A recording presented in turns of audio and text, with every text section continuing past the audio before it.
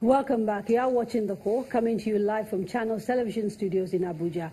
And we're discussing youth participation in politics in Nigeria. Now, if you are at home, you can join the conversation on our social media handle, Twitter at Channels TV or Twitter at Kadria Ahmed. Please use the hashtag #NGTheCore. We are also on Facebook at Channels Forum. During the break, we were joined by another member of the panel, Ms. Buki Shonibare. Ms. Buki Shonibare is a civil society advocate. Thank you so much for joining us. Thank you very much. Now, before the break, we started a conversation about whether the focus should really be on election or whether we should be looking at the whole gamut of the political process. I'd like your thoughts on that. And this is with regards specifically to young people. I think the answer is almost like obvious, because we can't, if we focus on the political process only has a certain circle.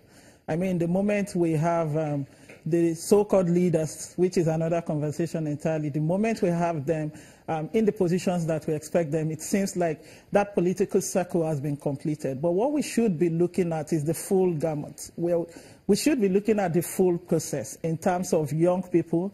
One, the readiness for leadership, their quality in terms of participation in leadership positions, their ability to deliver, their experiences, the kind of quality kind of leadership that we expect them to bring in. So I don't think we should be focusing on just a particular process or a particular session of the entire political process.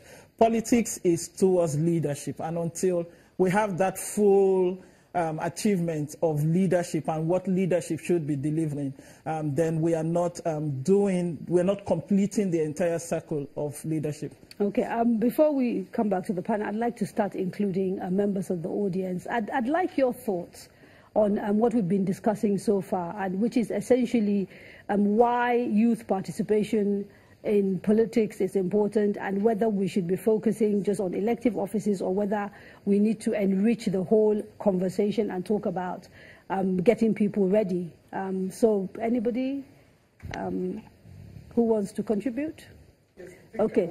Okay, so sir, please, what you do is you get the mic, tell us who you are, and then make your comment. And remember, we have a full studio. Yes, I'd like to get as many people in as possible. My name is Adamu Garba. I am CEO of IPI Solutions, and I am the presidential aspirant of Nigeria 2019 election, 35 years under Not Too Young to Run. And I'm happy that we are here and we commend the Not Too Young to Run bill. My own point here, because I not to waste time, my own point is that Nigeria is a dynamic country with a very vibrant youth population. I think shutting them out of the system is like complete disenfranchisement.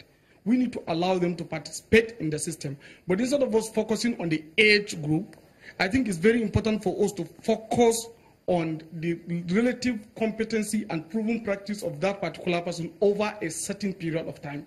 Because leaders are actually made. So what we need to do is we need to have a conscious effort of building leaders within the polity. Not just like discussing maybe because I'm certain age, then I have opportunity to just contest without any strong... okay. So the focus on the competence and not just the fact that people are young. Not just the age factor, but also the competency is very important. Yes. The gentleman behind you wearing the suit. Yes, sir. Yeah, my name is Rotimi Olawale. I work with Youth of Africa. I mean, if you look at the two main large political parties in Nigeria, even their youth leaders are above 35. And that does not even respond to Nigeria's national youth policy. So if young people within political systems can't even be head of the youth wing of political parties, so when will they be leaders? So we need to create space for young people to exercise their agency, for them to lead in different positions, and that's why the bill, the Not Too Young to Run, is quite important. Like Samson earlier mentioned, when you have 65% of the population between the age of 15 to 35, and you trust them to vote for candidates, then we need to also trust them to aspire, to go to the people and say, yes, I'm 30, but I want to be your governor. If people can believe in them and give them that opportunity, then they have the right to take it. And I'd like us to discuss that in a little while. But the earlier point he made, I'd like to discuss with you. You do have political parties where leaders of the youth wing are sort of like 40 plus. It does sound a bit ridiculous. As a member of the PDP, you've sat here and actually tried to explain why you think that the categorization should be up to 40.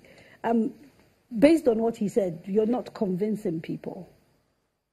Well, I agree that competence and that should be a key factor. But, and again, the youth leader for PDP last one came in at 31, Abdullahi Basira, and he did quite a good job at it as well. The one we have is about 38 now.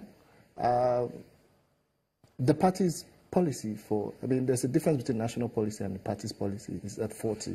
I mean, we've been able to successfully peg it at 40. When we started advocacy in the party, we had a youth leader that was above 56, Chiza, and we actually went to the party and we said, look, let's have someone who's below a certain age. And the question of what age came up. We tried for 35. I was an advocate for 35, but they made an argument because of the unique systems in Nigeria, the unique issues we have with our people in Nigeria. And they said, let's peg it at 40. So you don't. Let me bring Samson back into this conversation. I mean, are the political parties as currently constituted designed to take advantage of talented young people in Nigeria?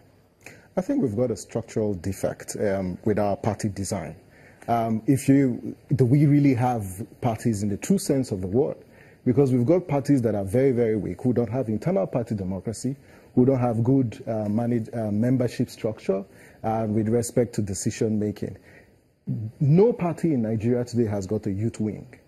What you have in parties today are youth leaders that are elected in the conventions of parties. And these youth leaders are elected not by young people who are members of the parties. Anthony, who sits here, was part of the Constitutional Review Committee for PDP. Part of the recommendations they made, part of the restructuring committee, was the need for a youth wing to be instituted within the party to do what? One, provide a platform for cultivating leadership for young members of the parties. The second, it's also a platform where young people can articulate their views on party issues. But you currently don't have that. And so if we talk about our parties, the way they are structured and designed, it's not designed in a manner that first gives young people that space to participate in the political process.